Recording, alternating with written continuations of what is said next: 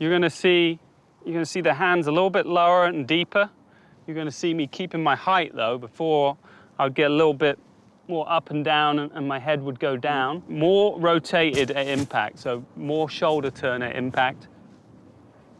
I'd been thinking about it for a while, you know, in 2013, and then went to the British Open at Muirfield and just wasn't really happy with the control I had off the tee, off the green, into the greens. And, you know, obviously around there it just got shown up. It was a firm, fast course, and if you were a little bit offline, it was going to go even further offline. And I just left that tournament missing the cut, just feeling very down about things, and felt like if I was going to make a change, let's make it now. It was a very tough decision for me. Pat Goss was my swing coach for 16 years throughout college, and obviously took me, you know, got me as a lot better player, got me to #1 in the world. A lot of people would ask, you know, why on earth would you change your swing? As good as a player I was, my record in the majors wasn't good enough. I hadn't given myself enough chances to win.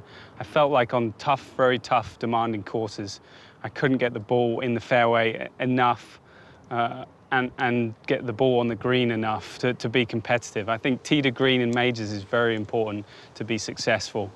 And that was really the prompt for the change. Obviously, being on tour, you're familiar with a lot of the coaches and kind of their theories and what they stand for and the players they teach. And I think that was a lot to do with, at first, I approached Sean Foley.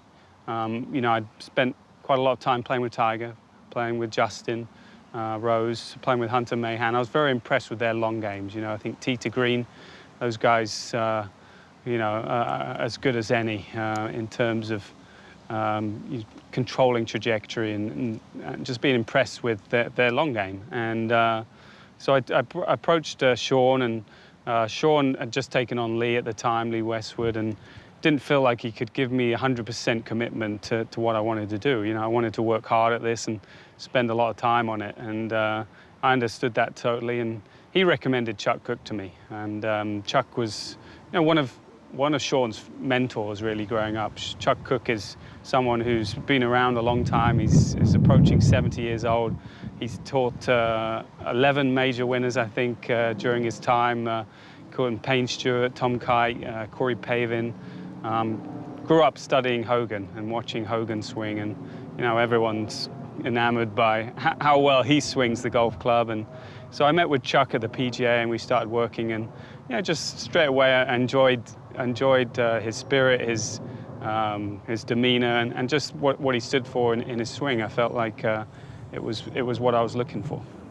I think Chuck's a great guy. He's got a lot of great stories about Hogan, and you know, he's just fun to be around with. He's always smiling and laughing, and yeah, he's, you know, but he's diligent as well, and he cares a lot about his players and that they improve. And you know, if you play badly, he takes all the blame on himself and thinks that his fault that he's not conveying what he wants good enough. And you know, I think that's a nice side of him too, that you know, he takes part of the blame on his shoulders, and you just feel like he's there trying to really help you. And you know, and I think because of that, we get along really well.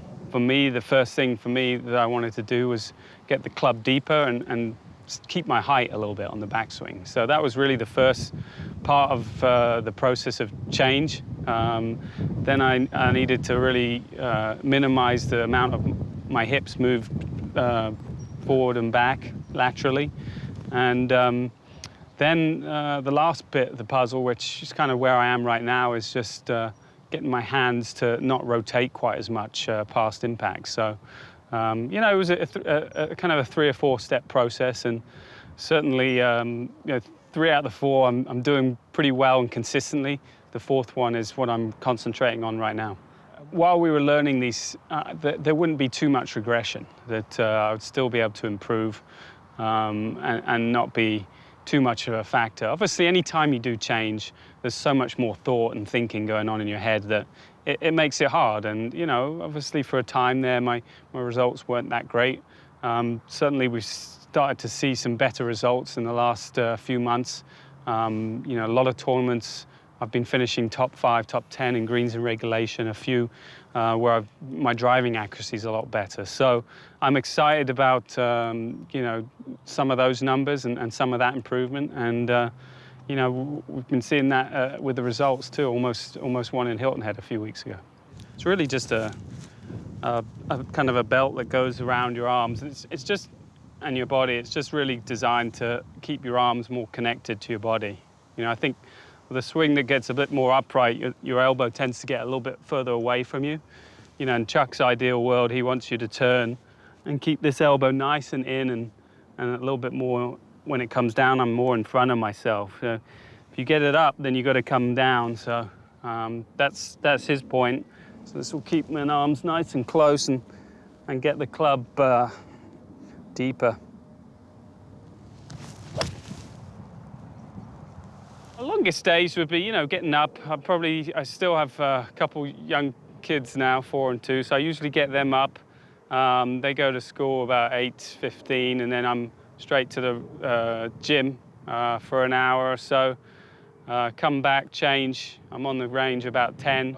I'll spend a good 6 hours going through putting, chipping, fundamentals, wedge work, and obviously a lot of range work as well. 10 to 11, I'm going to hit 8 irons and 6 irons, and I'm going to hit draws and fades.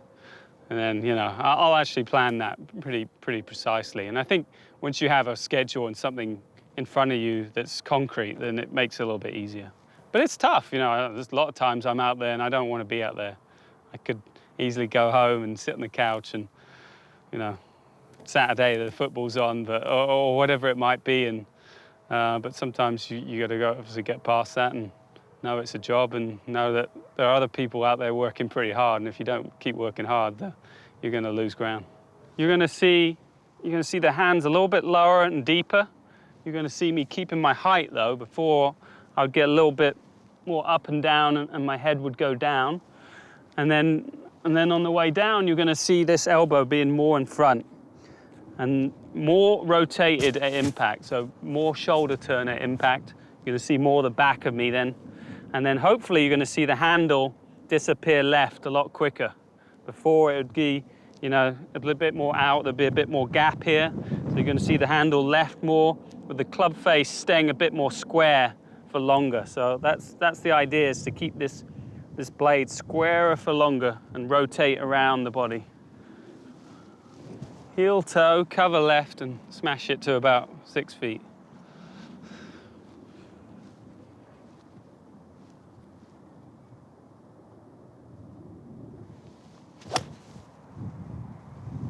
The picture is, you know, the golf's going to become easier. You know, I'm going to have to think less about it, hit shots under pressure when I want to.